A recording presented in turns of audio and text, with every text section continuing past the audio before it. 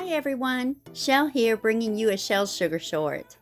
So I had to make 40 banana cake pops, and because I love banana cake, I decided to throw some of that batter into two 6-inch round cake pans and just make a little personal size banana cake for home. So I thought I would share that decoration with you. I'm just going to do here a simple spring decoration, something quick and easy to do. Now, if you like banana cake, make sure and let me know in the comments. If you've ever had banana cake, because of the bananas in the batter, it is one of the most moist cakes you will ever eat. And it seems to get more moist as the days go on versus getting drier as the days go by. So with this cake, I actually added a buttercream icing, of course, and just decided to color it yellow. Was just in the mood to do something springtime.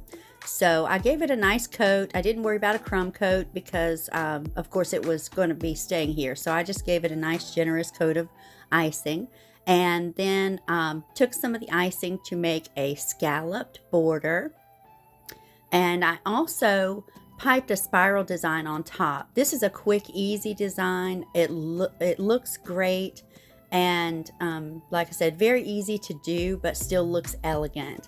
And it's one of my favorite designs. So I did a spiral piping on the top. And then, of course, I found some beautiful little sprinkles at Home Goods that were in some spring colors.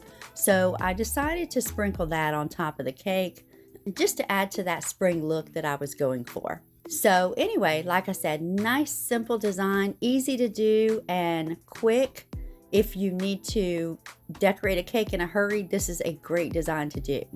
So I hope that you enjoyed the video. If you did, make sure and give it a like. And if you haven't already, make sure you hit the subscribe button and the notification bell so you'll be notified when I upload more in the future.